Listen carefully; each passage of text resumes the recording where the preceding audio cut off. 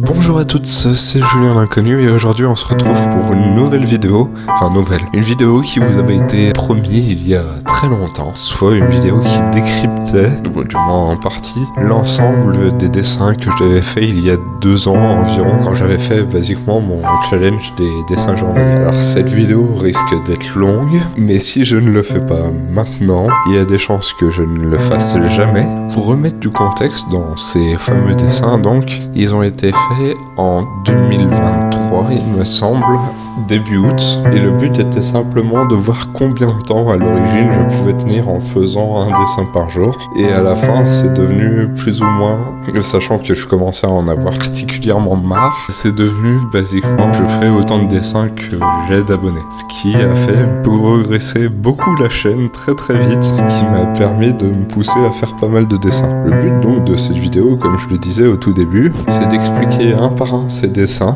Attachez-vous bien, cette vidéo va prendre un certain temps. Commençons tout d'abord par le début, finalement par le premier dessin, celui qui s'appelle Je gère la fougère. Il comprend un ancien design de La joie de vivre que j'avais fait dans une espèce de grotte qui fait face, sans vraiment s'en rendre compte, à Hermès qui démonte devant elle les structures qui permettent de garder la grotte ouverte. Cette illustration servait à illustrer à l'époque le côté direct de La joie de vivre dans ce qui est désormais le tome 1 d'Histoires multiples. Et donc ici, ça montre notamment qu'elle a tendance, notamment dans le monde de l'inconnu du coup, à se lancer plus ou moins aveuglément dans le danger. Ce dessin a été fait entièrement du coup au feutre noir et au crayon de papier, étant donné que à ce moment-là, et pendant une petite période encore, je n'avais accès qu'à des crayons de papier et à des feutres. Le dessin du jour 2, nommé La gardienne d'Istel, est un dessin de Clarkson dans l'arc 3 d'Histoires multiples, où elle est représentée en tant que Weaver, ou Wyvern en anglais, c'est-à-dire basiquement un dragon dont les membres antérieurs sont ses ailes. Ici, elle est face à un volcan en éruption. Dans le contexte du 3e arc, elle devient basiquement la gardienne du pays qui comprend la majorité, voire la totalité du monde de l'inconnu. Et elle veille donc à sa stabilité durant la période où l'inconnu, ici X, décide plus ou moins sans consulter de personne de foutre le bordel. Et donc elle sert en partie à calmer ses ardeurs. Pour le 3e jour, le dessin était appelé Isa the Mimic. Donc est-ce que c'est le Mimic? Il est plus ou moins un fanart que j'avais fait pour Fils d'Homme à l'époque, à la sortie du DLC de Security Breach Ruin, duquel il s'était particulièrement moqué, et pendant lequel, tout du long, il s'était moqué de l'inclusion a priori, il ne savait pas vraiment, mais il en avait entendu parler sur les réseaux, d'un ennemi qui a été introduit dans les livres, ce qui est relativement drôle avec la temporalité du coup de cette vidéo et de ce dessin, c'est qu'entre-temps, un autre jeu FNAF est sorti qui est Secret of the Mimic, dont j'ai fait des gameplays d'ailleurs sur la chaîne et que j'ai particulièrement apprécié parce que c'est l'un des premiers jeux FNAF que je termine plusieurs fois, voire celui que j'ai terminé le plus de fois tout court, et qui a pour antagoniste principal le Mimic, donc un endosquelette qui contient une IA qui a appris la violence basiquement, pour pas trop spoiler la chose, et qui d'une part imite ceux qu'il trouve et qui leur inflige des violences variées. Ce qui est drôle du coup aussi avec ce contexte et avec le fait qu'il se moquait à l'époque du Mimic, c'est que désormais ce nouveau jeu donc qui est sorti a été la source principale de sa première vidéo montée, son premier vidéo essai dans lequel il parle de Secret of the Mimic, de ce qu'il fait de bien, de ce qu'il fait de mal et du fait qu'il, malgré les critiques qu'il a à faire du jeu, dans lequel il défend donc le jeu vidéo. Sur ce dessin, en plus de tout cela, j'ai représenté une des scènes avec les puzzles spécifiques de Ruin pour ouvrir les portes, qui est donc un espèce de puzzle liquide où vous devez faire monter les liquides jusqu'à certaines jauges dans les tuyaux, et qu'il essayait de rater à tout prix pour énerver le chat. Par cette référence, on observe aussi, vous auriez pu le voir des pictogrammes de sécurité chimique qui sont donc sur son épaule droite, donc à gauche du dessin. Le risque CMR, cancérigène, mutagène, reprotoxique. À sa droite, sur son épaule gauche, à sa droite, le pictogramme toxique. Et au centre, le pictogramme général pour un danger. Derrière lui, on peut également me voir en train d'essayer de passer à travers les salles, ce qui était plus ou moins une représentation de moi, parce que à cette époque, j'ai également joué à ce DLC que j'ai relativement bien apprécié, malgré le fait que j'y ai pas vraiment rejoué depuis, et dans lequel j'avais tendance à foncer un peu tête baissée sans vraiment réfléchir, à essayer de finir le tout le plus rapidement possible. Le quatrième dessin, nommé Sirène monochromatique, représente donc Darisa sous forme féminine devant un océan, ou du moins un grand corps d'eau, qui présente du coup un phare, un quai et un voilier au loin, et le soleil qui brille juste derrière sa tête. La composition de tout cela essaye donc de la lier à la mer, ce qui était simplement ce que j'avais vu dans la même journée. J'avais fait déjà des dessins d'observation de la mer, donc je me suis dit autant continuer. Et ce qui évoque aussi le côté angélique autour de Darisa, même si ce n'est pas vraiment un ange, ça évoque une certaine imagerie angélique. Et je préférerais ne pas parler des proportions, parce que c'était une époque où mes proportions étaient un peu totalement éclatées au sol, et aussi c'était un dessin que j'ai particulièrement raté là-dessus, c'est-à-dire où j'ai, comme vous pouvez le voir, que la taille qui est très serré, qui n'était de base pas censé l'être autant, ou du moins sur les brouillons. En fait, ce qui a causé la plupart de ces mauvaises proportions, c'est le fait que ce dessin, comme d'autres avant et après, a été entièrement réalisé en voiture, et donc à un moment j'ai glissé avec mon stylo noir, et donc foutu pour foutu, je me suis dit vas-y, on va le finir comme ça, et ça a donné pas quelque chose d'incroyable, mais c'est un dessin dont je me souviens encore maintenant, que je pourrais peut-être refaire. Le jour 5 avait comme nom de dessin Emoji pouce en l'air, qui est basiquement une référence plus ou moins au même. Yo, let's cut some bread with something sharp. Oh, that's nice. Bread. Bread. Bread. Bread. Bread. Bread. Du coup, le principe ici, c'est que, comme dans le premier livre d'Histoire multiple, Samui, le personnage de La Joie de Vivre, et Julien Pacrel se retrouvent dans une situation impossible, soit ici, en dehors de l'atmosphère terrestre, en apesanteur, et Samui tente des trucs, bien que ça ne fonctionne pas très bien, en utilisant ici un parapluie pour ralentir sa chute, ce qui est une référence à Mary Poppins que je n'ai jamais vue.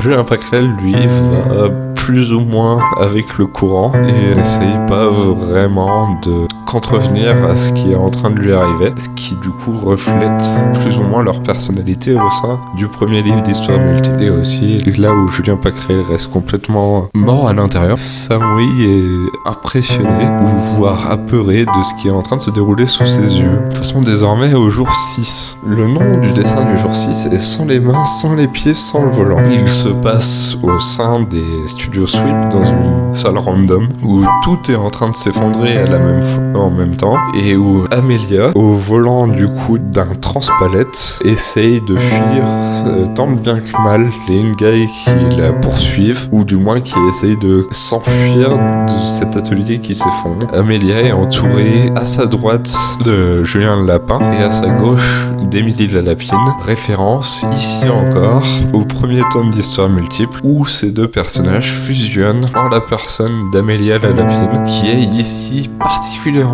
dans une impasse parce que le volant vient de lui péter entre les mains et qu'elle se dirige, a priori, si on s'en fie au panneau sur le sol, tout droit vers une zone à haute pression. Donc une zone, vu les tuyaux qui tournent autour, où il y a des chances qu'un accident puisse causer une petite inondation, voire un effet Karcher si on fonce dans un tuyau. Le dessin du jour 7, appelé Pyrenees Shore, est encore une fois inspiré d'un paysage près des Pyrénées, et cette fois reprend un fur sonore de Chaotic Canine Culture qui a fait beaucoup de musique, notamment pour FNAF à l'époque. Le dessin du jour 8, nommé Prendre de la hauteur, est inspiré de Céleste, en dessinant bien sûr Storby qui escalade la montagne, comme dans le jeu, c'est Laura Curey. On voit autour d'elle du coup certaines références au jeu, dont la lune et l'oiseau qui tourne autour, qui est inspiré du chapitre Farewell. L'espèce de forme avec un visage en bas qui est une représentation de Shiro, le gardien de l'hôtel du chapitre 3, et la grosse falaise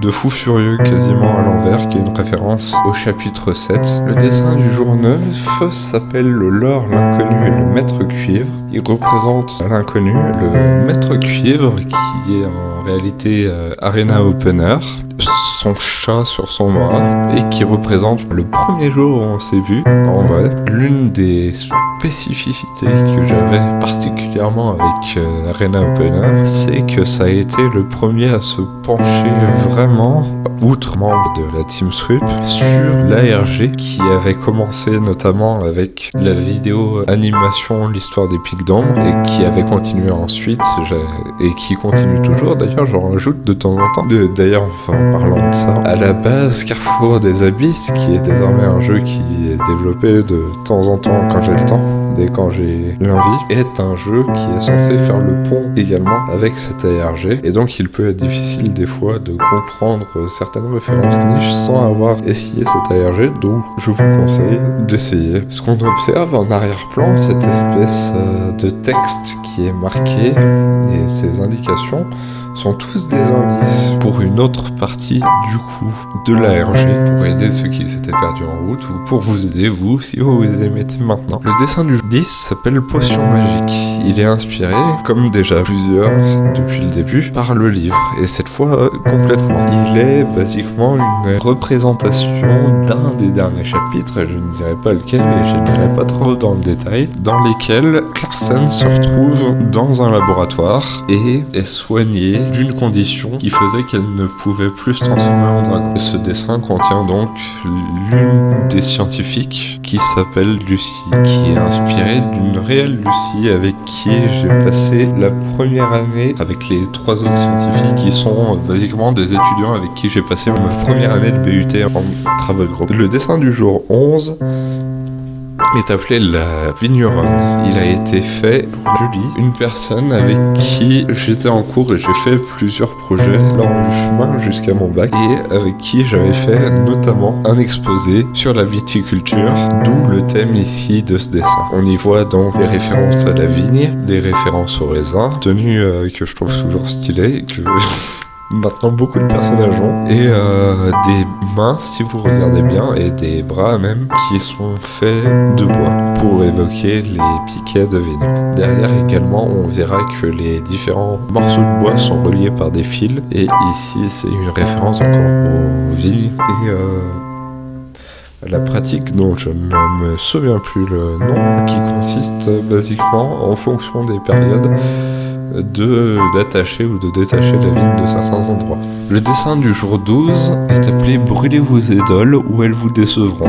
Son titre est vrai et s'inspire une fois de plus d'histoires multiples et de l'arc 1 spécialement. Ici c'est l'un des derniers chapitres d'histoires multiples où basiquement une vendeuse d'un magasin quasiment abandonné depuis plusieurs années qui s'attaque à un agent de l'OFAC ici qui s'appelle donc Jean Frac, qui est le dirigeant de l'OFAC. Ses buts sont relativement brouillés, enfin je sais pas vraiment si on peut même dire ça parce qu'ils sont relativement clairs. C'est basiquement d'essayer d'éliminer toutes les preuves possibles qu'ils ont trouvées avant de l'existence de créatures surnaturelles. Et pour faire simple, c'est une bande de complotistes qui a eu la chance de tomber sur un monde où quelque chose de fantastique s'est passé.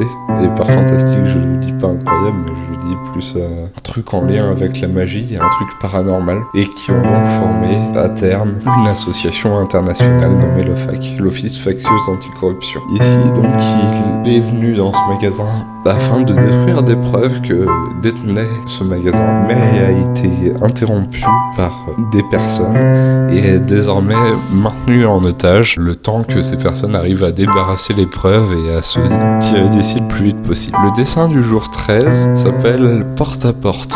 Il est une référence multiple, une fois de plus au livre, mais également à un ancien dessin que j'avais déjà fait avec ce même personnage, donc Ajay, en forme donc ici d'Ingai, et qui est accompagné ici également de Powart, donc de la personne qui a inspiré Ajay, et on observe en fond basiquement un couloir qui tourne et les portes qui tournent avec, ce qui est une référence à un dessin que j'avais fait autrefois et que j'avais publié autour du chapitre 3 du premier arc d'Histoire multiple, qui voit du coup Ajay peu à peu se perdre d'une porte à l'autre dans un assortiment de portes qui semble quasiment infini, jusqu'à se perdre soi-même et devenir un Ink gay. Le dessin du jour 14 est appelé Technical Difficulties, Please Stand By. C'est un dessin que j'ai fait en rapidité, c'est-à-dire en environ 5 minutes, sans lumière, quelques minutes avant minuit, parce que je n'avais pas accès à du matériel de dessin avant, et donc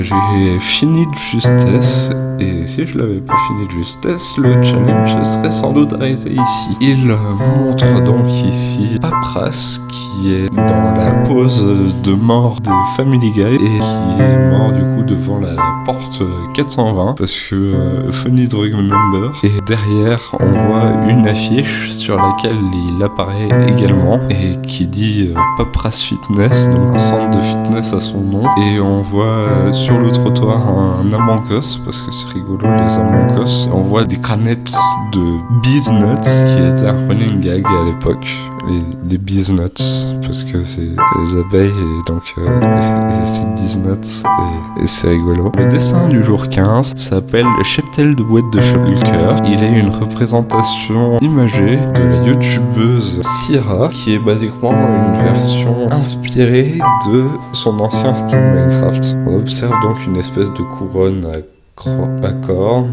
avec une boule qui flotte au-dessus. Ça fait pas partie de la chose, mais ça rendait la chose meilleure. Une chaîne de montagne, un dôme qui est basiquement la forme qu'avait sa base dans sa dernière série Let's Play, et plus précisément dans son dernier épisode. Et ce dessin est très inspiré de ce dernier épisode, parce que tout du long de ce dernier, justement, le but est de construire des chambres de tri de coffres, et tout est centré du coup au fait qu'elle a trop de ressources, trop de coffres, et qu'elle n'arrive plus à rien trouver. À côté, on trouve également un portail qui sera repris plus tard dans certains dessins d'histoire multiple. Le dessin 16 est le premier dessin depuis un moment à avoir des couleurs. C'est-à-dire que c'est le premier dessin où j'ai commencé à avoir à nouveau accès à mes crayons de couleur et à mes feutres. La première chose que j'ai fait donc, c'est une espèce d'horreur de couleurs, plus fléchées les unes que les autres, mais qui est relativement drôle par rapport à ce qu'il y avait avant du coup. Et j'utilise la perspective de l'image, la place qui peut être prise dedans, en montrant du coup l'anomalie sous sa forme de deuxième arc, qui a donc 3 paires de bras, 3 yeux et des espèces de bandelettes qui tournent en permanence autour de lui et qui font que une partie de son pouvoir est scellée. Et ici donc il essaye de passer à travers la réalité, à travers le papier pour ressortir. Le dessin 17 a pour nom Somebody to Replace Yourself, qui est donc une référence et une chanson de Will Wood qui est Mr. Capgrass Encounter a Second-Hand Vanity, et qui représente du coup ici basiquement les 4 phases principales de l'inconnu au cours d'Histoire multiple. Le premier c'est Y avec un fond coloré, c'est le moins intéressant des 3, le moins puissant des 3. Le deuxième en haut à droite c'est toujours Y, mais cette fois en version corrompue, qui n'est toujours pas particulièrement intéressant, mais qui est cette fois entièrement en noir et blanc, et qui perd petit à petit son sens de soi. Cette partie est faite entièrement du coup au crayon à papier. Le troisième c'est X, c'est Grievous Lady, c'est celle qui sort quand Y est en train de mourir, basiquement c'est elle qui la remplace, et c'est elle qui est est l'antagoniste principal de l'arc 3, donc en bas à droite. Elle a été dessinée au feutre, et la raison pour laquelle elle a été dessinée au feutre, outre le fait de vouloir faire quelque chose de drôle avec ce dessin, c'est que c'est la plus instable des 4. C'est celle qui est le plus emprunt au fait de, sur un coup de tête, causer un chaos monumental et détruire tout sur son passage. Et la 4e, finalement, en bas à gauche, c'est XY. C'est donc la dernière forme de l'inconnu du 4e arc, qui a, comme vous pouvez le voir, un espèce de mélange des 3 précédents, un type de matériau de dessin, et est l'équilibre final de l'inconnu. Elle a 3 formes différentes. Sa forme principale, c'est celle d'un mouton, mais elle a 3 formes principales différentes, et elle a des grandes capacités, autant, voire plus, que X avant elle. Le dessin du jour 18 s'appelle Coincé dans le passé. C'est un dessin que j'avais commencé à sketcher avant même le début du défi, mais que j'avais complété, soit ancré du coup et coloré seulement après, qui représente Julien Pacrel au centre, par Edmès le malicieux, et entouré donc, notamment à cause d'Edmès qui lui fait revivre en boucle ses traumas, par en haut à gauche la mort de ses parents, en bas à gauche la scène où il est revenu de l'hôpital pour au vrai monde du coup, parce qu'il est resté à l'hôpital pendant environ 40 ans, si ce n'est plus. Et en bas à droite, la mort de Julien Lapin, qui n'était bien sûr ici que factice, étant donné qu'elle faisait partie d'un des cauchemars causés par Hermès. On observe donc des pics d'ombre, un serpent d'ombre qui mange le crayon à papier de Julien Pacrel, ainsi que le fameux carnet qui permet à Julien Pacrel de donner vie à ce qu'il dessine dedans.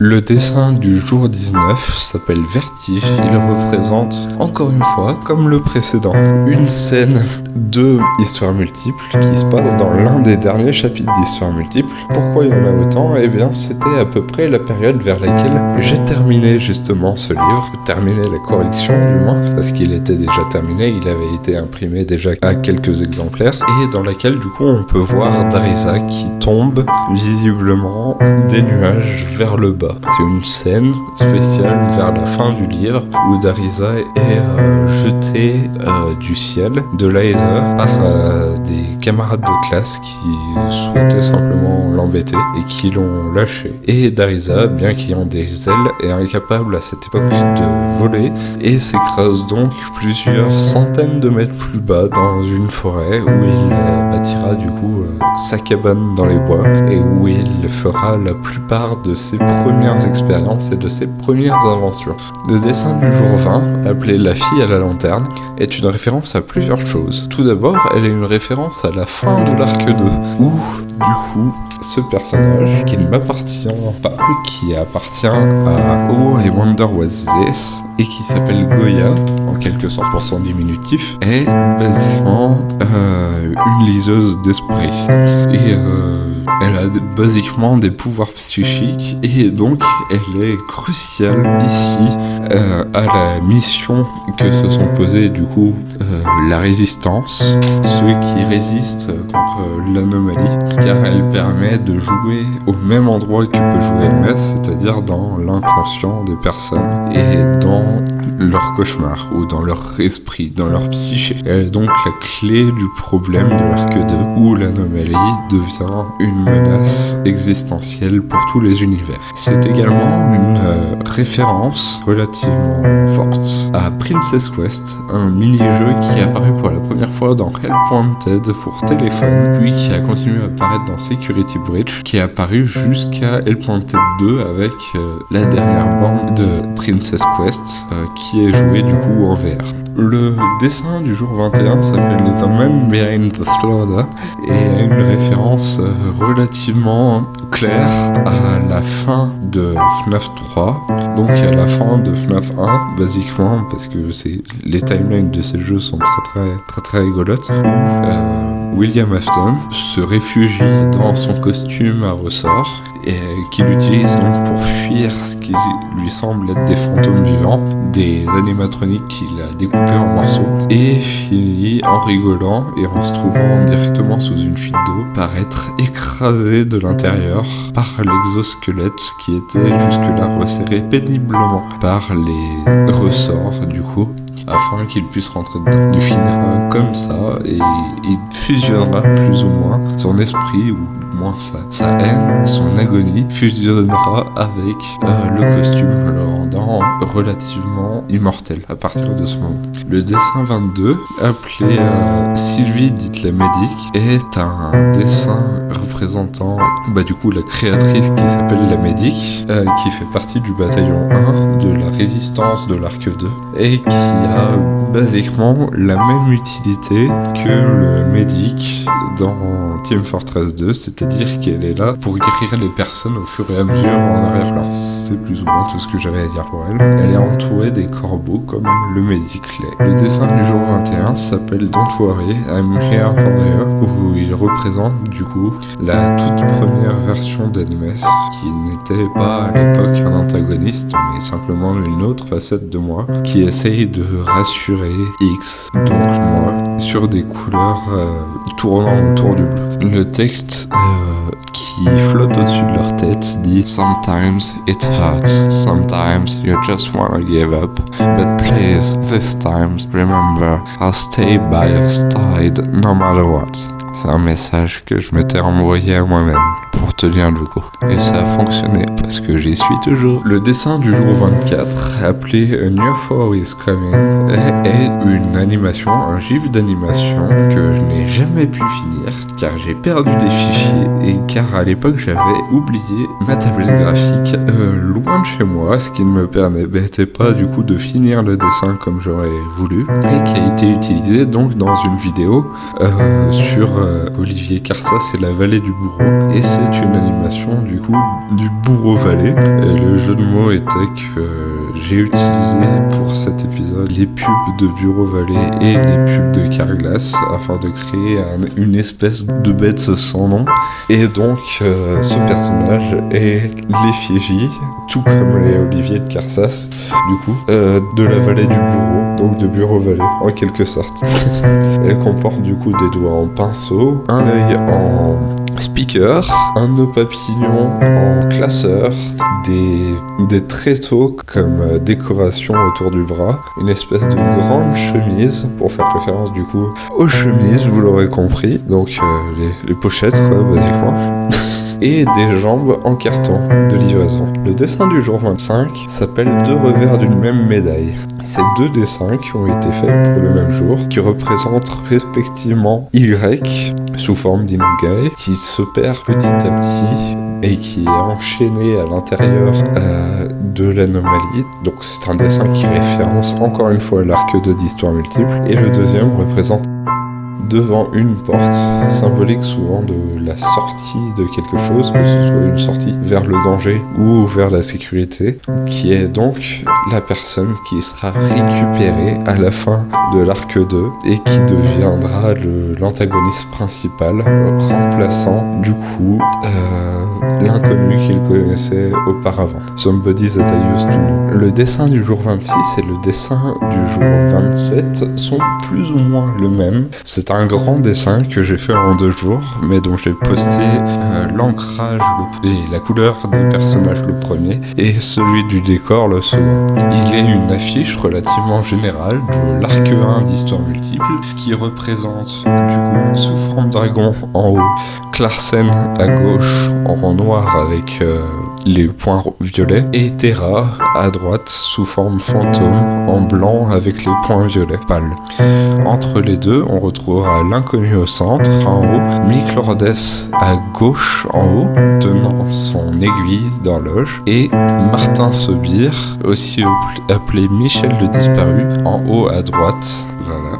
Et qui sont du coup les deux des bras droits de l'inconnu. En bas, on retrouvera les studios Sweep, donc AG sous forme d'Ingai, Ilona sous forme normale qui a gagné l'immortalité en prenant la place de Julien Pacrel.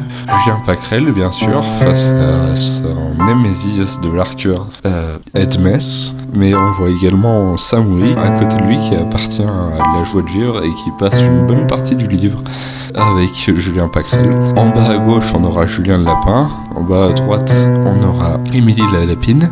Et à droite, à peu près au centre, on aura les trois créateurs corrompus, soit Itakone, Lemekive et Raven, qui changera de nom d'ailleurs dans le livre, faute de vouloir changer de nom finalement, qui sont tous trois des créateurs que je respecte et que je voulais représenter. Donc les voici ici, ils apparaissent dans l'un des derniers chapitres d'Histoire Multiple, et certains d'entre eux conservent une utilité forte dans les livres à suivre, notamment dans l'arc 2 et dans l'arc 4, où les enjeux vont plus loin que le monde de l'inconnu, mais vont carrément à une échelle multi-universelle, donc à l'échelle des créateurs. Le dessin du jour 28 s'appelle « Feriez-vous confiance à un inconnu ?»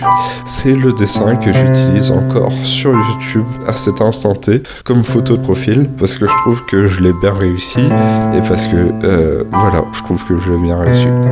Le dessin du jour 29 s'appelle « C'est la faute à Gary ». C'était un fanart que j'ai fait pour Diable Positif, avec du coup tout autour le bureau basiquement de Diable Positif, avec l'espèce de tableau qu'il utilise pour projeter des trucs. À gauche de lui, on aura donc qui flotte en l'air Gary, donc le petit bonhomme rouge, qui dit « Patron, pourquoi on est moche ?»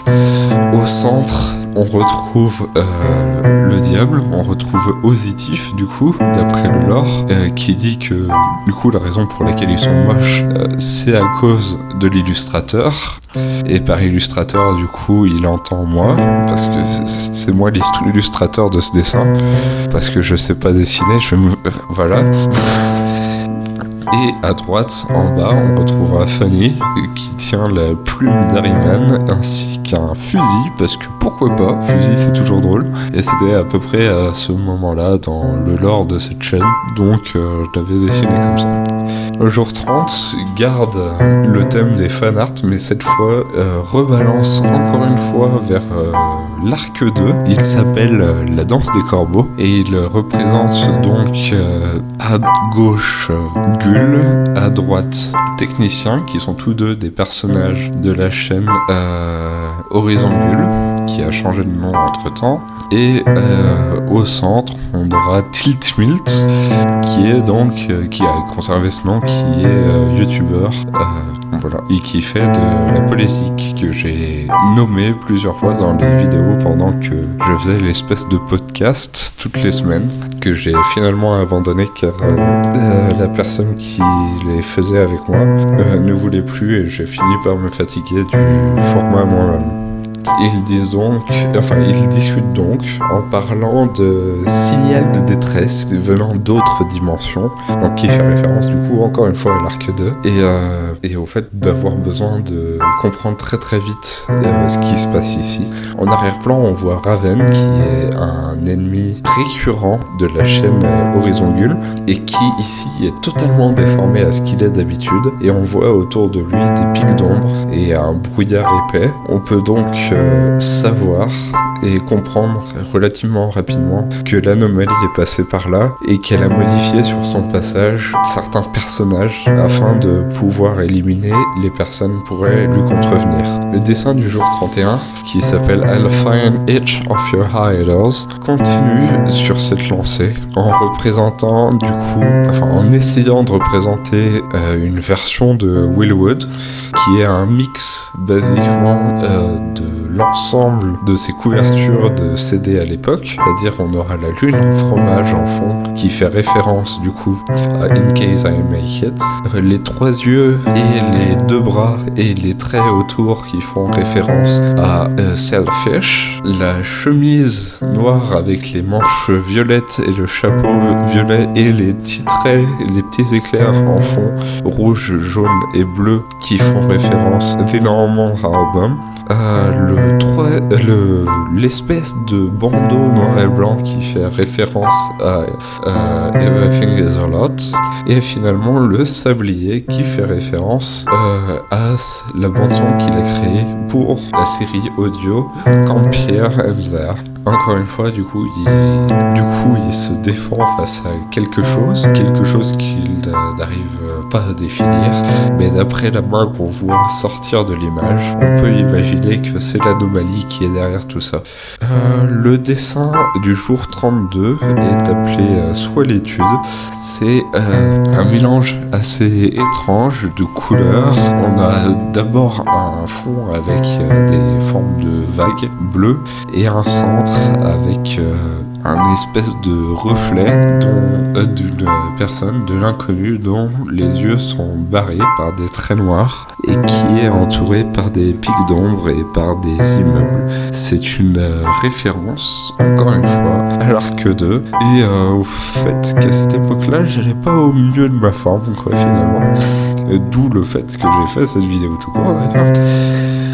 Mais la bonne ambiance revient très très vite, car pour le jour 33, le dessin s'appelle Look into each of their world, et il représente ici deux nouveaux créateurs, qui sont également, et c'est donc également un fanart ici, soit Ice Colo, qui est une animatrice, et The Stupendium, qui est une personne qui fait de la musique, notamment des animations. Enfin, elle fait pas des animations lui-même, mais elle fait de la musique, et elle fait souvent du rap autour de jeux vidéo ou autour de thèmes considérés comme geeks. C'est du geekcore, comme dirait l'autre, et ils échangent tous les deux sur le fait que les pics d'ombre semblent les suivre de partout, que d'autres personnes les ont mentionnés déjà, et que ces personnes qui les ont mentionnées ne répondent plus, donc on peut estimer qu'elles ont été attrapées par les pics d'ombre. Une fois encore, ce dessin est une référence à l'Arc 2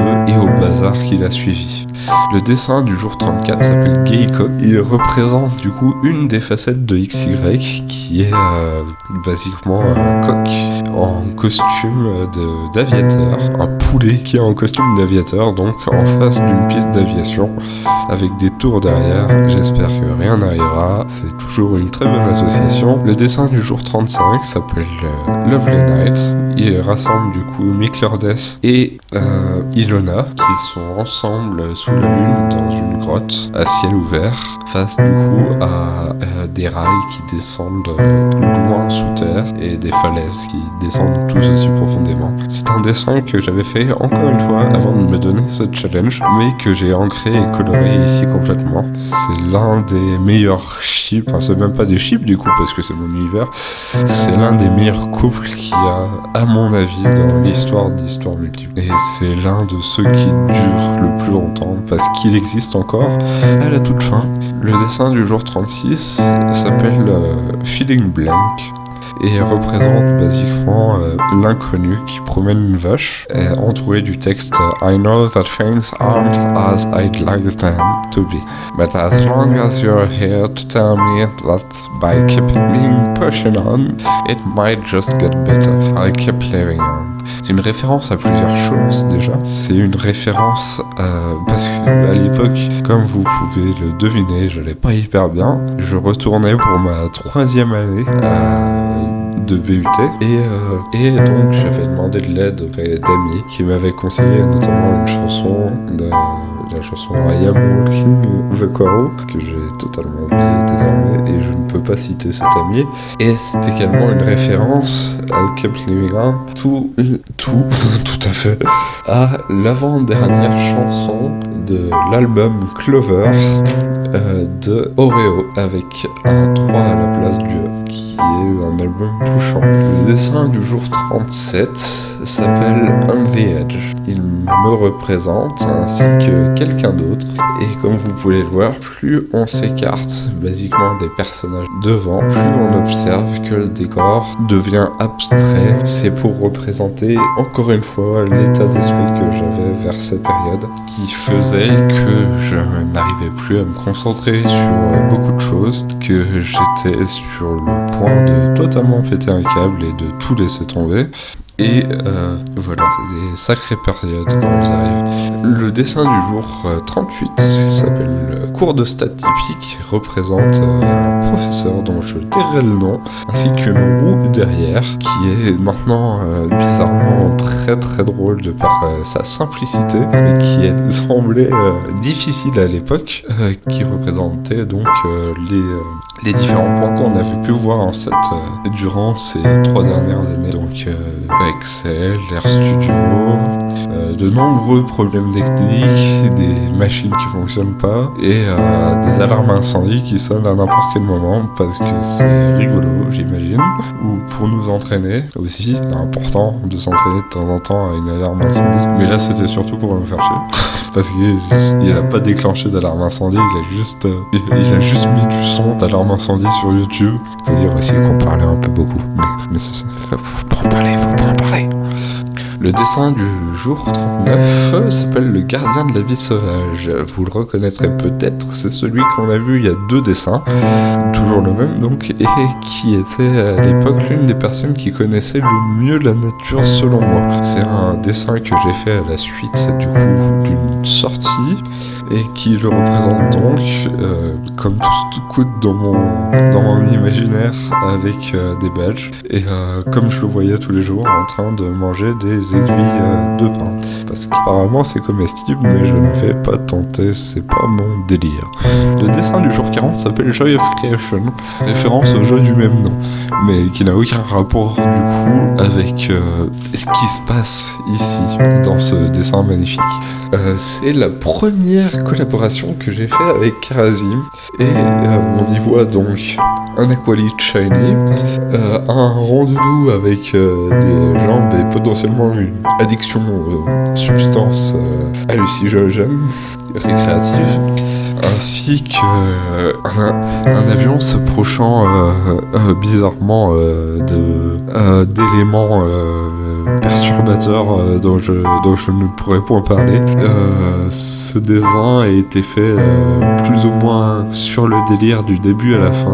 Pourquoi il existe, je n'en ai aucune idée, mais c'est toujours très très drôle. Le dessin du jour 41 s'appelle l'automaticien. Il représente un autre créateur qui fait partie de la révolte du coup du 2e arc et qui a pour forme, pas humaine mais pour forme spéciale, en gros une fois qu'il débloque tous ses pouvoirs, une espèce de forme fragmentée en compartiments qui fait du coup qu'il est capable, telle une machine un peu bizarre, de s'assembler pour pouvoir accéder à différentes fonctions. Une des fonctions principales étant l'utilisation d'eau et le transfert d'eau d'une section à l'autre, et le traitement de cette dernière également. Ce qui peut être pratique lorsque les sources d'eau sont toutes contaminées par l'anomalie. Le dessin du jour 42 s'appelle Sortir de sa zone de confort. Il fait référence en partie à une partie que j'ai eue avec Karazim sur Animal Crossing,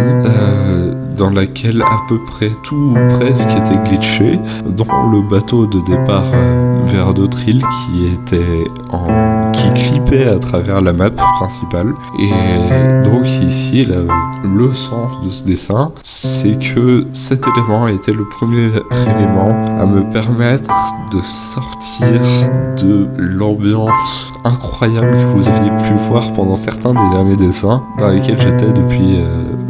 Et en arrière-plan, tout en haut, on peut voir la joie de vivre qui clippe à travers le sol parce que c'est toujours rigolo. Le dessin du jour 43 s'appelle Train de pensée. Il représente basiquement un train dans lequel se trouve X avec des yeux qui regardent un peu partout, des symboles et vagues, des vagues sur le sol aussi. Une représentation relativement psychotique, si on peut dire, qui illustre l'habilité de X à déformer la réalité relativement bien. Le dessin du jour 44 s'appelle La sorcière. C'est un dessin que j'avais encore une fois préparé avant de commencer le challenge. Il représente donc Emily, dite la sorcière, qui est donc, comme ça on dit qu'une sorcière, créatrice qui prépare des concoctions, qui utilise des objets contenant de la magie afin de créer son monde. On voit certaines pierres sur l'étagère du haut et des potions en dessous, des potions et des cachets. Le dessin du jour 45 s'appelle Rêve cauchemardesque. Il représente Julien le Lapin sur un gâteau. C'est approximativement tout. C'est un décor plus ou moins rudimentaire avec des nuages en sucre qui représentent Julien le Lapin. C'est l'un des premiers dessins que j'ai fait sur un gâteau. Le dessin du jour 46, nommé Titiller les interdits, est un dessin sur l'émission Le Grand Dimanche Soir, avec au centre ce qui est censé représenter plus ou moins Guillaume Meurice. Je me suis un peu foiré, et ce qui a très mal vieilli du coup, parce que cette émission n'existe plus et a très vite cessé d'exister après qu'il se soit fait virer par pressing des chaînes du type CNews. J'apprécie énormément ces chaînes. Je ne leur en veux pas du tout, ni pour ça, ni pour un quelconque mal qu'ils auraient pu causer sur qui que ce soit. J'adore la vie. Le dessin du jour 47 s'appelle L'Or. Il est particulièrement rigolo parce que c'est plusieurs petits dessins rassemblés dans un iceberg. Donc désormais, c'est l'heure de l'iceberg. Tout d'abord, tout en haut, donc on se retrouve pour cette nouvelle vidéo, encore une fois, pour l'iceberg. Cet iceberg, il représente plongeons-nous tout d'abord dans le ciel. L'un des deux thèmes du ciel, c'est la rivalité entre Hermès et Pâquerel. Elle est relativement connue, vous l'avez déjà vue dans plusieurs dessins auparavant, qu'on a vu là, juste là, et elle est relativement explicite, notamment dans le premier livre, dans lesquels il se tire toujours plus ou moins dans les pattes au cours de l'histoire. Cette rivalité émerge notamment ici du fait du coup qu'Hermès a été créé pour tuer Pâquerel et donc possède une haine primitive contre lui. Mais cette haine est également basée sur la haine d'Hermès de son créateur. Le deuxième point très connu en général autour d'histoires multiples, c'est le carnet dont j'ai déjà parlé plusieurs fois et les événements surnaturels causés essentiellement par Hermès. Le carnet donc qui permet de, comme je l'ai dit auparavant, générer des choses à partir de rien. Une fois ceci dit, on descend un peu, on est directement à terre et on parle donc des sujets qui sont relativement bien connus si jamais vous connaissez l'histoire. Le premier, c'est le 4e glitch. C'est une grande dimension vide avec un sol gris et un ciel quasiment noir qui est normalement une zone de test pour les créateurs et qui restait comme ça en partie chez l'inconnu étant donné qu'il n'était pas très expérimenté à cette période. L'un des autres thèmes relativement bien connus, c'est le thème de créateur. Les créateurs, c'est n'importe qui crée quelque chose. Donc vous avez dessiné quelque chose, vous avez fait de la musique, de la danse, vous avez écrit, vous avez fait un jeu vidéo, vous avez codé, ou vous avez modelé, vous avez tout ce que vous voulez, vous êtes créateur dès que vous avez créé quelque chose de vos propres mains. Et donc chaque créateur dans l'univers d'histoires multiples a son propre monde sur lequel il règne. Finalement, le dernier élément de cette couche, c'est l'histoire des pics d'ombre. On en a également beaucoup parlé là dernièrement. Les pics d'ombre sont donc des pics composés d'ombres qui sont contrôlés entièrement par Hermès et qui sont utilisés comme armes tranchantes permettant de corrompre au passage ceux qu'ils traversent. On en a fini pour les thèmes à la surface, on descend un peu plus bas dans les eaux claires. La dernière offensive. La dernière offensive est le dernier chapitre d'Histoire multiple, arc 1. Il représente du coup la dernière chance pour l'inconnu et pour ses personnages de battre Hermès avant qu'il ne puisse potentiellement détruire le monde. Face à lui et face notamment à la mercenaire, se dresseront plusieurs créateurs corrompus. Une autre thématique à ce niveau-là, soit des créateurs qui ont été affectés par Hermès et qui sont désormais sous son contrôle jusqu'à des corruptions. Et donc le but est le plus vite possible, durant ce chapitre, de libérer Julien Pacrel, qui permettrait ainsi de limiter les effets de Edbess en le gardant comme otage, basiquement, car si Julien Pacrel disparaît, Edbess disparaît également, et qui permettrait également au passage, si jamais on y arrive, de récupérer les créateurs corrompus, de les décorrompre. L'un des thèmes de ce niveau, ce sont les parallèles inconnus auteurs. Dans l'histoire, à plusieurs moments, des grands parallèles sont faits entre l'inconnu, donc Y, et l'auteur, ou entre l'histoire et ce qui m'est arrivé. Et c'est donc sur ces parties-là, l'histoire peut devenir de temps en temps méta, et que ce soit voulu ou non parfois. Le dernier élément à ce niveau est la mort de Pacrel. Le fait que Pacrel est mort, malheureusement, désolé du spoil, à la fin de l'arc 1. Quelle tristesse. Et il ne reviendra jamais, vraiment jamais. Faut pas prendre ça trop au sérieux. Descendons un peu plus bas. Le premier sujet, quand on descend plus bas, c'est les accointances entre Edmess et Nansa, deux personnages qui sont relativement proches dans leur rôle en tant qu'antagonistes, mais sont relativement opposés également. Et Nansa a proposé à plusieurs reprises à Edmess de former des deals afin de pouvoir associer leurs forces et donc détruire plus facilement plus d'univers, mais Edmess a systématiquement refusé, considérant que son problème n'était pas tous les univers, mais était simplement l'inconnu qu'il avait créé pour mourir. Nansa finira finalement par le soumettre de force à son agenda, et cela pourrait finalement à un moment se retourner contre elle. Les débuts déprimants. Les débuts déprimants ont été les débuts d'Histoire Multiple.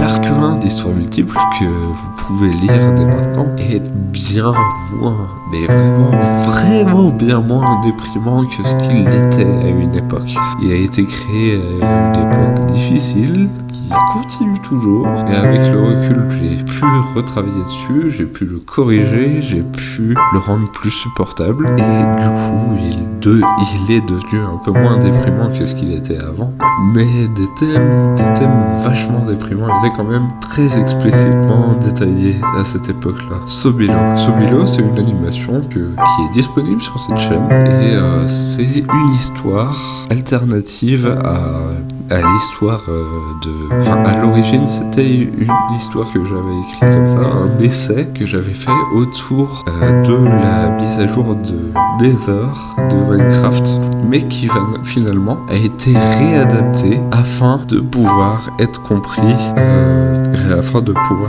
dans le lore, et donc qui apparaît environ à la moitié de l'arc 1 d'Histoire Multiple et sur la chaîne sous forme d'animation. Finalement, le dernier item qui reste à ce niveau, c'est la mort de Terra, que vous aviez pu le voir sur les dernières animations, notamment sur les animations de l'année dernière. Terra, qui est donc le frère de Clarkson, Mekon, est un dragon. Il est souvent représenté comme vaporeux, et cette raison, c'est parce qu'il est un fantôme pour la majorité de l'histoire.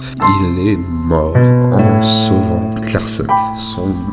Une organisation, l'OFAC avait envoyé un agent afin de se débarrasser de Clarkson en la frappant simplement avec un camion. Clarkson qui était très importante car elle avait des connaissances sur le dossier Pacrel, et que si elle finissait par les dévoiler, il pouvait y avoir des problèmes. Ils ont donc essayé de la tuer. Ils n'ont pu avoir que Terra qui a sauvé de justesse Clarkson, mais donc pour éviter qu'elle ne révèle quoi que ce soit, ils ont injecté à Clarkson une substance lui faisant oublier la majorité de sa vie, y compris son nom, et lui faisant perdre ses pouvoirs de transformation en dragon. C'est ce dont on a parlé un petit peu tout à l'heure. Si on descend encore un peu plus, on commence à trouver vers le fond de l'iceberg des sujets un peu plus méconnus. Le premier, c'est la trichotomie Y, X et XY, celle que je vous ai expliqué déjà quelques fois depuis le début. Ce sont les trois formes de l'inconnu. Y est la première forme, c'est la forme la moins puissante, c'est un gars basiquement random. X est une version améliorée de Y, c'est une version par feu même de Y qui a été installée dans Y comme sanction après qu'il ait détruit son premier univers.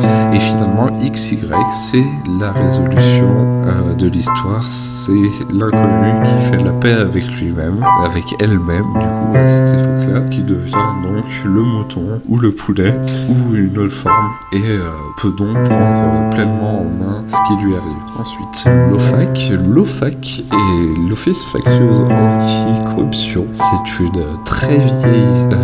très vieille organisation dans le lore qui se fonde en tant qu'office international sans nom juste après les événements de Sobilo et qui se forme en tant qu'OFAC juste après les résultats de l'affaire Pacrel, donc les résultats de ce qui s'est passé en 1930 avec l'exécution de la plupart des membres du studio Sweep et l'impossibilité de retrouver Julien Pacrel enfermé pour toujours dans une salle scellée, peu importe les moyens utilisés, dans une salle scellée du reste du monde. Cauchemar d'Edmès. Les cauchemars d'Edmès, c'est l'un de ses pouvoirs principaux au-delà des pics d'ombre. C'est ce qui lui permet de créer des mondes à part et qui lui permet donc de refaire vivre aux personnes leurs pires cauchemars et donc de les affaiblir mentalement pour mieux les manipuler plus tard. La malédiction des Pacrel. La malédiction des Pacrel, c'est quasiment le titre de la dernière animation à la craie et c'est une histoire autour de la famille Pacrel,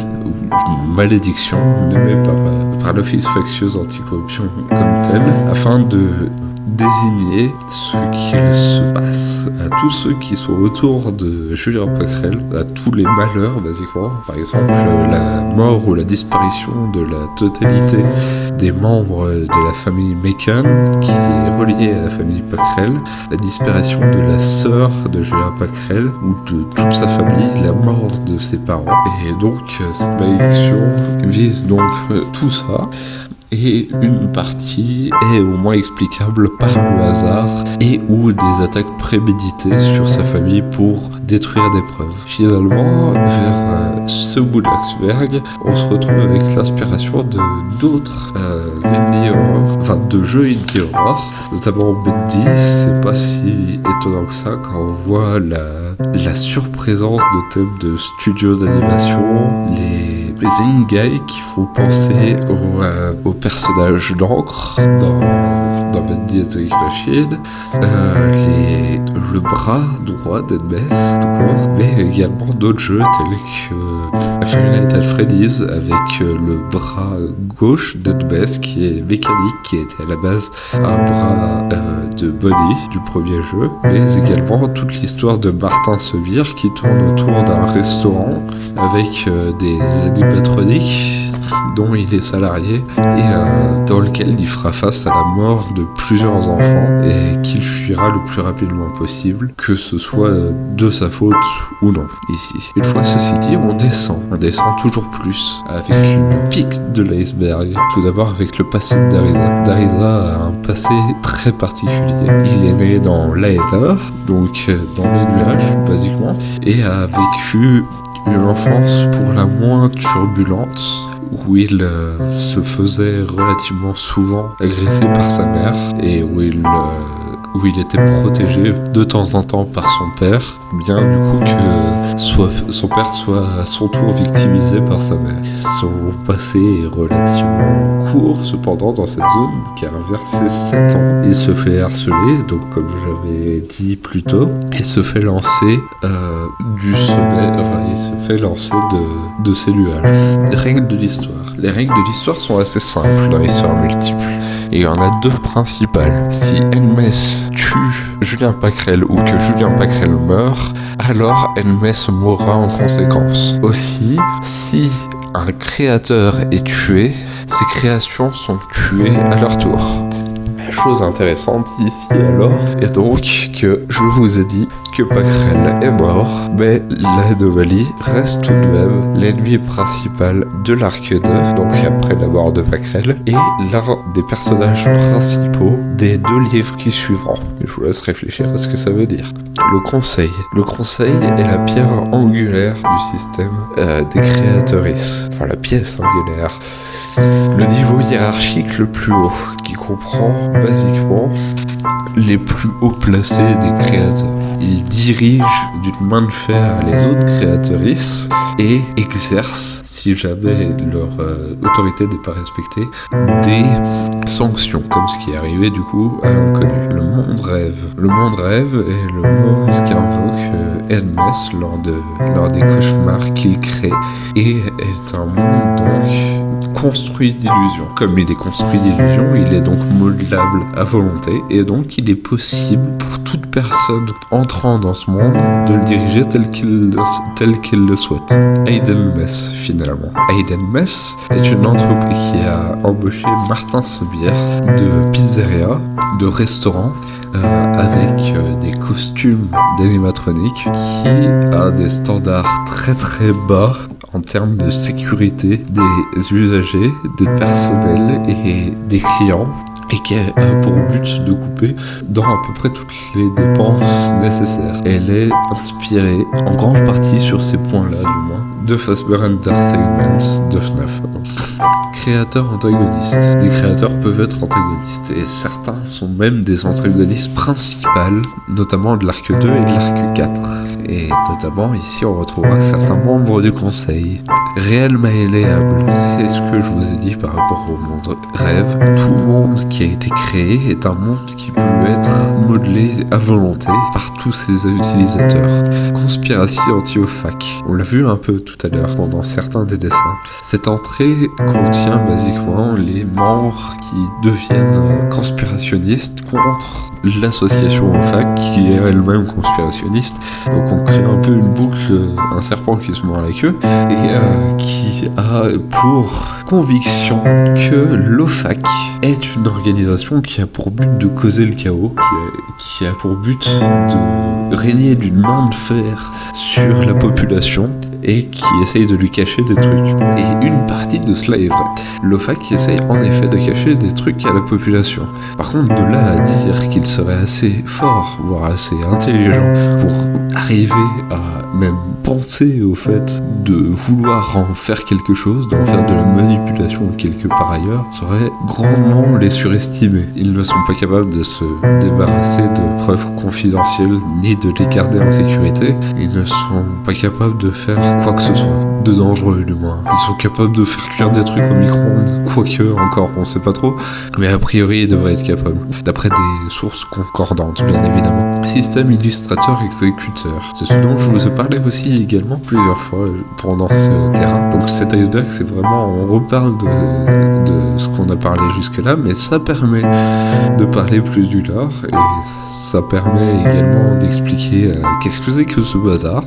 Et donc le système illustrateur-exécuteur est un système créé par l'inconnu, afin de qui dit simplement qu'en gros qu'une personne ciblée par l'inconnu se voit attribuer un exécuteur qui a pour rôle, comme son nom l'indique, de l'exécuter, et une fois qu'il aura été exécuté, l'illustrateur, le personnage deviendra illustrateur, donc deviendra main droite de l'inconnu. C'est ce qui est arrivé avec Mick Lordes, c'est ce qui est arrivé avec Michel le Disparu, c'est ce qui aurait dû arriver avec Julien Pacrel s'il n'avait pas survécu et si Hermès ne s'était pas rendu compte de l'entourloupe. Découpage émotionnel. J'ai du mal à le comprendre. Mais il me semble que cet événement relie le fait, les parallèles entre l'inconnu et l'auteur, dans lequel, du coup, les livres, les tomes sont liés à des périodes spécifiques, du coup, de ma vie. Et même les chapitres retracent des étapes de ma vie dans leur thème, c'est-à-dire dans leur ambiance. Pas dans leur contenu, bien sûr, parce que c'est une histoire de fantasy, mais dans leur forme et dans leur ambiance. Une fois ceci dit, descendons encore plus profond, et cette fois, on ne voit quasiment plus la lumière. Tout d'abord, parlons des rapports médicaux. Les rapports médicaux peu sont ceux à tous les avoir lus. Ce sont des documents .docs qui sont accessibles via l'ARG et qui détaillent des conditions qui ont été trouvées sur Julien Pacrel pendant sa période de coma de 40 ans et toutes les bizarreries physiologiques qui ont pu arriver pendant ces années. Arnaque-la-Poste est le nom d'une ville en France, incroyable, magnifique, que j'avais utilisé pour écrire une histoire, ma première histoire. Donc encore une fois, un parallèle entre l'inconnu et moi-même. Cette première histoire est donc basée autour d'Arnaque-la-Poste et d'événements plus ou moins inspirés de Five Nights at Freddy's, voire totalement inspirés de Five Nights at Freddy's en fait, qui retrace du coup l'histoire d'un gérant de magasin de cassettes qui s'entête à vendre des cassettes et qui finalement est révélé être William Afton.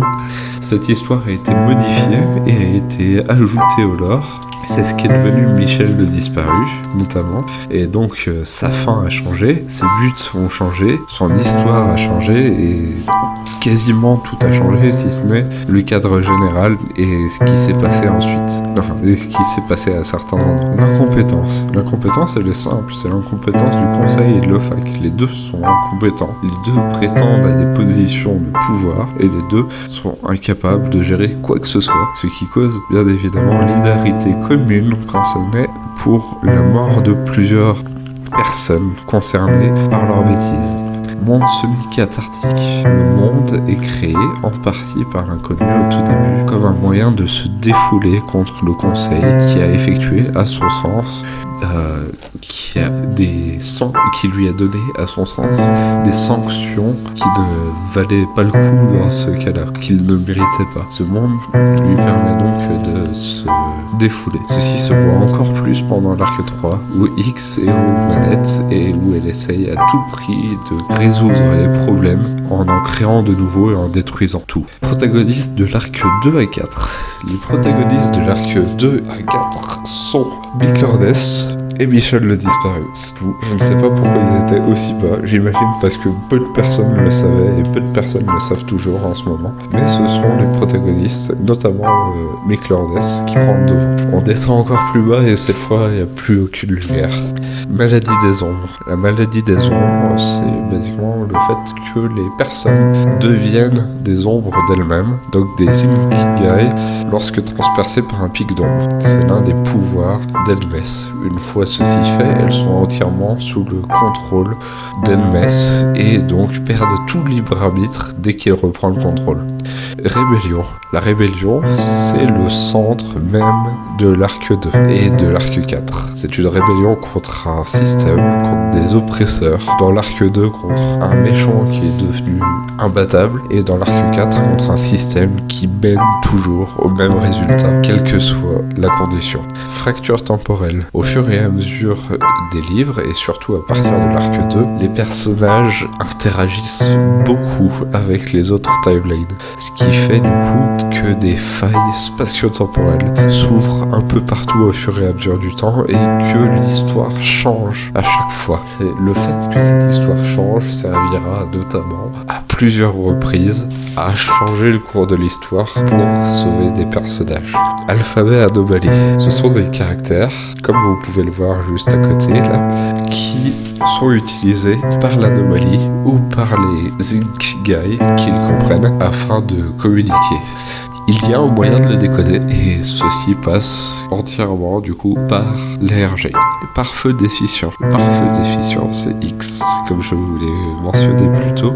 X fonctionne comme un pare-feu pour Y dans le cas où il serait trop en danger pour rester en vie. Il a été mis en place après l'erreur qu'il a fait sur son premier monde, mais ce dernier n'était qu'un prototype et donc ce pare-feu cause plus de problèmes qu'il n'en résout. Rapport corruption. Les rapports de corruption sont encore une fois une partie de l'ARG. Ce sont des rapports de l'OFAC qui parlent du coup de leurs trouvailles.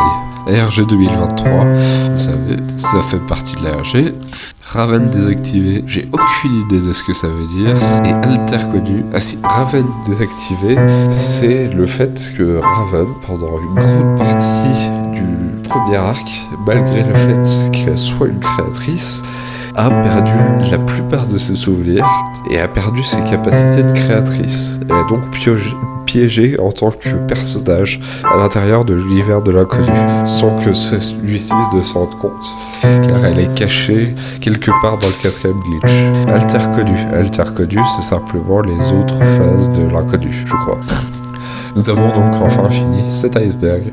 Le dessin du jour 48 s'appelle le botaniste. Il représente un créateur qui a pour spécialité d'être botaniste, comme le dit son nom, et d'avoir du coup des bras en bois et des jambes en bois également. Il tient un drapeau et fait partie de la révolte. Il est spécialement militant et il s'est déplacé malgré le fait de n'être pas concerné. Le jour 49 et le jour 50 sont le même dessin qui s'appelle Faites mieux, qui contient du coup Philippe Poutou et Jean-Luc Mélenchon devant un paysage de ville. Et c'était juste parce que j'avais envie de les dessiner et que je les ai dessinés comme Guillaume Meurice, c'est-à-dire très mal. Le nom du dessin 51, appelé Survivance, est une collection de 2 dessins, 2 sketchs plutôt, qui ont été dessinés pendant un cours et qui représentent donc Emily en tant que Gremlin, Goofy Goober, She Guy, She Do Crime, So Proud of My Daughter, et le deuxième qui représente Hatsune Miku qui dit Excuse me, are you British? Oh no, oh no, no, no, no, no. Hatsune Miku does not talk to British people. Really outside the meeting with your mom. Say. Le dessin du jour 52 s'appelle Aléas, enjeux et risques. Il est basé sur un cours que j'ai eu le même jour sur les aléas, les enjeux et les risques et la différence entre ces trois. On observe donc ici l'aléa tout d'abord, c'est quelque chose qui arrive, c'est-à-dire par exemple une crue ou quelque chose comme ça, ou un glissement de terrain. Un enjeu, c'est quand ça a un impact sur quelque chose, notamment humain ici. Donc par exemple les crues qui noient la ville, ou une partie de la ville, ou un barrage qui pourrait céder ou déborder. Non. Et du coup, le risque, ce serait donc un barrage puisse déborder, qu'il y ait un glissement de terrain. Le risque s'inscrit au croisement de l'aléa, de l'enjeu et de la probabilité qu'un événement se passe. Ça représente également le chat Smurf qui était un mème à une époque avec le We Live, We Love, We Lie, et c'était rigolo de représenter ce chat du coup. Pour le dessin du jour 53 qui s'appelle Julie Bidet, on se retrouve face encore une fois à Julie qui avait donc son anniversaire cette fois-ci. Le dessin est en couleur cette fois, donc il est un peu mieux, un peu plus représentatif que ce qu'il était tout à l'heure. Et il garde basiquement le même sens, mais avec un gâteau devant, parce que c'était son anniversaire et que bidet, ça sonne comme B-Day et donc birthday. Et la blague est incroyable finalement, elle est magnifique. Le dessin du jour 54 s'appelle le physicien. Il représente un nouveau créateur qui, lui, a la spécialité de gérer tout ce qui est énergie, tout ce qui est fluido, tout ce qui est physique finalement. Le dessin du jour 55 s'appelle Found. Il est une référence à la chanson de Steven Universe du même nom dont j'ai fait un cover l'année dernière et qui n'a pas des masses marché. Et il me représente en tant que Lapis Lazuli, I guess, en tant que membre des Lapis Lazuli dans Steven Universe. Il représente une salle que vous avez sûrement déjà vue dans un de mes dessins précédents, avec du brouillard à travers les fenêtres, du bruit et une main qui est tendue vers du coup l'inconnu, vers moi, qui représente ici Karazio, qui m'a aidé de sortir d'une situation pas ouf. Le dessin du jour 56 s'appelle I Just Wanna Sleep. Je l'ai fait en rapidité parce que j'avais presque oublié. Et on y voit donc Papras, encore une fois, qui est dit There's no such thing as correct sleeping schedule, avec une canette de Biznut dans la main. Le dessin du jour 57 s'appelle Koro. C'est un dessin qui représente la troisième et dernière forme de XY, une version poisson, quasiment Aquali, inspirée d'Aquali d'ailleurs, avec du coup des coraux à droite, à gauche, et les différents dangers qui peuvent les déranger, donc la peinture des bateaux, la barrage, la pêche, la pollution. Ce dessin a été utilisé dans un exposé sur les coraux. Le dessin du jour 58 s'appelle Dr Malpractice Anesthésiste. C'est inspiré en grande partie du boss de UK Watch, médecin. C'est une commission que j'ai prise et c'est simplement un anesthésiste. Voilà. Le dessin du jour 59 s'appelle Pepperman Strike Back. Il est inspiré du coup de Pepperman, donc qui est l'artiste poivron de Pizza Tower, le jeu de plateforme. Et la blague ici est reliée notamment dans le fait du coup que la personne sur le tableau avait un moment dans un de ses travaux d'art à dessiner un poireau, avait pas passé un hyper bon moment en les dessinant, et donc ici on a une inversion des rapports de force.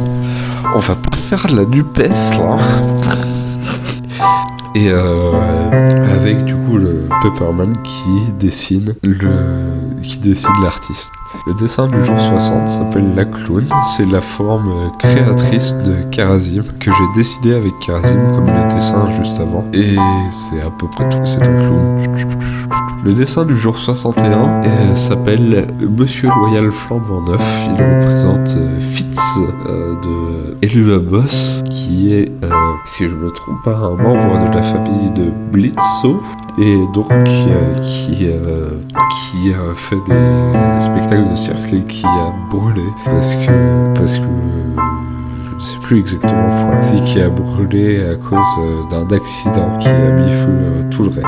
Voilà. Le dessin du jour 62 s'appelle La Biochimiste. Il présente une nouvelle créatrice qui s'appelle La Biochimiste et qui a pour pouvoir de contrôler la biochimie des organismes. C'est relativement pété. Le dessin du jour 63 s'appelle Le Temps d'y penser. C'est un remake d'un très ancien dessin qui représente Mick Lourdes devant une horloge qui contrôle les lignes de temps. Le dessin du jour 64 s'appelle Musée. Il fait partie, il est le premier dessin d'octobre. Il fait partie du Moshtober où j'avais pour but de dessiner directement un feutre, sans trait de construction, sans rien, quelque chose. Et là, j'ai décidé de dessiner Karazim devant un de ses sujets d'études à l'époque pour une présentation qui était une artiste. Le dessin du jour 65 s'appelle Itsy Bitsy Spider. Il fait partie du Inktober et il a été fait en collaboration avec Karazim. On y retrouve donc Julien Pacrel qui se retrouve dans un espèce de laboratoire désaffecté et sans qu'il le sache, derrière lui, un monstre s'approche petit à petit, cousu de centaines de milliers de parties d'êtres vivants formant une espèce d'araignée humaine. Le dessin du jour 66 s'appelle Pic d'ombre. On y voit une main plantée par des pics d'ombre qui commencent à fondre et qui tient un dossier de l'OFAC sur les pics d'ombre. Et sur la table, on voit en rouge marqué « Oops, got a little too close ». C'est donc ici Hermes qui a éliminé un membre de l'OFAC pour éviter d'être trouvé par ces derniers, parce qu'il commençait à s'approcher un peu trop de sa réelle identité. Le dessin du jour 67 s'appelle The Hero We Deserve. Il représente Mookie sous héroïne de Cirpello du coup. Et la blague de Cirpello pour celui-là, c'est que l'héroïne te rend héros et à la fin il décède. Faut pas prendre de drogue les enfants. Le dessin du jour 68 semble peut-être assez bizarre, assez rectiligne.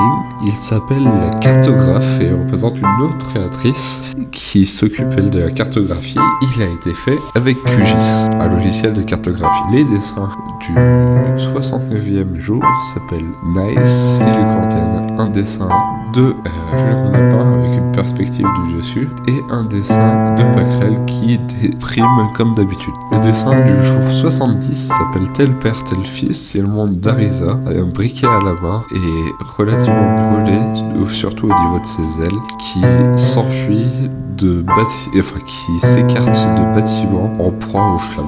Il y a une référence à une des scènes où Darisa brûle notamment une école dans laquelle il est harcelé. Ce sont des méthodes ultra violentes, mais elles tendent à montrer le lien du coup entre Darisa et son père. Et plus que ça, en fait, ce n'est pas spécialement lui qui a causé ceci. Et bien qu'il ait un briquet dans la main, c'est son père qui a en réalité mis feu à tout. Voilà. Le dessin du jour 71 s'appelle un retour fracassant. Il montre Ikatune qui sous forme du coup de Ink Guy, donc de créateur corrompu, en train de s'enfuir en créant des explosions derrière lui. Le dessin du jour 72 s'appelle Course contre la montre. Il a été fait en collaboration avec Karazim et il montre Mick Lourdes en train de sauter au-dessus du vide. C'est une des scènes qui se passe dans Sobilo, qui se passe même 2 fois, et dans l'une d'entre elles, Mick Lourdes tombe malgré le fait de presque réussir à traverser, et c'est ce qui mènera à sa mort. Je ne parlerai pas du dessin du jour 73. Le dessin du jour 74 s'appelle une intelligence artificielle plus artificielle qu'intelligente. Elle se base du coup sur le personnage de Napoléon en IA, utilisé par DuckDuck dans sa vidéo sur les échecs, pour faire du coup des échecs contre son chat. Et ce qui est relativement drôle du coup de la part de ce personnage, c'est qu'il crée des mouvements, il est programmé il est prompté à dire, à nommer ses phrases de telle façon. Il est également prompté pour donner du coup des explications sur ce qu'il fait pour les échecs, sur les échecs. Et finalement, il est prompté sur le fait qu'il peut tricher dans ce mouvement. Et l'un de ses plus grands mouvements réussit l'exploit de se mettre lui-même en échec et mat, ce qui est un exploit que je pense peu d'humains pourraient accomplir. Peut-être pour le mieux. Pour le jour 75, le dessin s'appelle Night Drawing Sequence. Il représente d'une part l'inconnu dans un décor qui est réminiscent de ce qui avait été commencé pour une collaboration avec Ikatune, et qui a dans le fond du coup Pepperman qui était devenu à l'époque un running gag du coup sur ça, ainsi que Papras qui dit We want you to stay awake, qui fait une référence du coup à We want you, les fiches de propagande américaine là. Et juste après on a donc un dessin qui a été utilisé comme miniature pour les 14 derniers jours de dessin journalier, avec un boulet de destruction arrivant tout droit sur l'inconnu. Le dessin du jour 76 s'appelle Amnésie Générale. Il représente il est sorti autour du moment où The Digital Circus est sorti. Et on y voit du coup au milieu Pomni qui pète un câble parce qu'elle a oublié tout ce qu'elle était. Et à côté d'elle, Saouri à sa droite, et AG à sa gauche, qui lui demande si c'est la première fois que ça lui arrive. C'est une référence au même First Time. Et c'était une référence au fait que dans l'arc 1, ces deux personnages n'ont plus aucun souvenir de ce qu'ils étaient avant. L'un parce qu'il est devenu un Ink Guy, et l'autre parce qu'il a subi des traumatismes qui ont effacé sa mémoire. Le dessin du jour 77 s'appelle Dessin d'observation de locaux confidentiels C16 au fac ne pas partagés, et il représente une porte, la porte du bureau de Julien Pacrel dans laquelle il est resté enfermé, qui est bordée de bandeaux confidentiels et d'une plaque propriété au fac. On observe à travers la vitre une main qu'on estime être la main soit d'Hermès, soit de Julien Pacrel, peu à peu s'être transformée et est tombée dans le coma ici. Le dessin du jour 78 s'appelle Enfance infernale.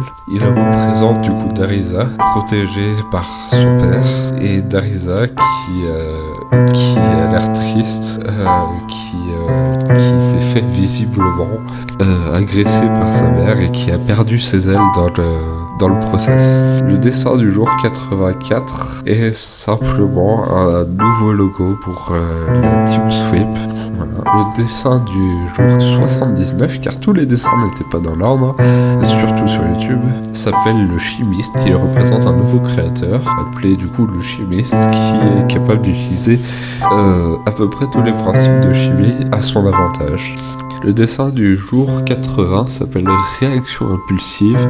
Il est inspiré d'un des premiers chapitres de l'arc 1 d'Histoire multiple, dans lequel Julien Lapin s'attaque frontalement, sans même réfléchir, à l'ombre qui terrorise les Ikigai quelques fois par semaine et qui en tue un à chaque fois qu'il revient. Le dessin du jour 80 est appelé Joueuse du NBA. Il a été fait en collaboration avec Karazim et il a été fait pour l'anniversaire de Joanne, qui n'est pas la joie vivante, qui est Joanne, une autre artiste proche de Karazim. Le dessin du jour numéro 82 s'appelle Ragot expérimental. Il est encore une représentation d'un des chapitres d'Histoire multiple arc 1 où Julien Lapin fait face à un cauchemar, où il se retrouve sur une table d'opération et où il risque d'être... où il est même abattu avant de se réveiller de son cauchemar. Le dessin du jour 83 s'appelle Mandatory Drawing. C'est un dessin qui a été fait en rapidité, sur lequel on voit l'inconnu, donc on me voit moi, qui dit que je me suis arraché l'ongle et que ça fait mal. Et effectivement, à cette époque, je m'étais arraché l'ongle et effectivement, ça faisait mal. Le dessin du jour 86 s'appelle Julien Pécresse. Il venait d'une proposition de Karazim qui était de dessiner Julien dans un univers de droite. Du coup, j'ai dessiné Julien de droite, Julien Pacrel de droite. Le dessin du jour 87 s'appelle, et du 88 d'ailleurs, s'appelle Into the Unknown Without Aim. Il illustre une bonne partie de l'arc 2 avec l'inconnu qui est en quasi-état de mort, Mick Landès et Michel le Disparu à ses côtés, qui partent chacun de leur côté pour essayer de réparer ce qu'il a laissé derrière lui. Et derrière eux, la menace de l'anomalie qui reste au-dessus d'eux. Le dessin du jour 89 s'appelle Asset de l'épisode 5 d'Histoire multiple. Il comprend des assets du coup de la vidéo des histoires de l'inconnu, un peu random sur les histoires de l'inconnu. Je sais, original. Le dessin du jour 90 s'appelle La fin du marathon. C'est l'un des derniers dessins que j'ai fait pour ce marathon que j'ai fait avec Karazim, où on voit du coup XY et l'un des OC de Karazim, l'un des Fursoda de Karazim, devant un paysage de ville, devant lui-même un coucher de soleil entouré de rideaux. L'avant-dernier dessin s'appelle Anomalie, c'est le 91e, ou du moins le 91e jour. Il représente un des chapitres d'Histoire multiple arc 1, sur lequel on voit donc Edbess, H2, avec du texte un peu autour de lui à traduire, et du sang qui semble s'échapper de blessures profondes dans ses jambes, ainsi que de quelque chose qu'il s'enfonce dans le bras. Le tout dernier dessin est le dessin du jour 92, s'appelle J'ai géré la fougère. Pour conclure cette série de dessins, la joie de vivre apparaît une dernière fois, au milieu du vide, en dehors de la map des studios infinis, où elle se retrouve flotter du coup dans le vide, en tendant un pouce levé et en souriant. J'aurais fini par le faire. Donc sur ce, après avoir du coup fait cette vidéo, après avoir enregistré tout ça, je vais faire un peu de montage là-dedans, je vais couper des moments, je vais peut-être illustrer certains moments, même si je suis pas tout à fait sûr, parce que j'ai pas des masses de temps en ce moment. Et voilà, et peut-être qu'un jour je recommencerai si jamais je veux pas donner d'objectif parce que de toute façon j'ai aucune idée de quel objectif vous donner. Sur ce, je vous souhaite une bonne soirée à tous ou une bonne journée et je vous dis à la prochaine pour une nouvelle vidéo. Merci d'avoir regardé jusqu'à la fin ou merci d'avoir skip à la fin. Passez une bonne journée. Au revoir.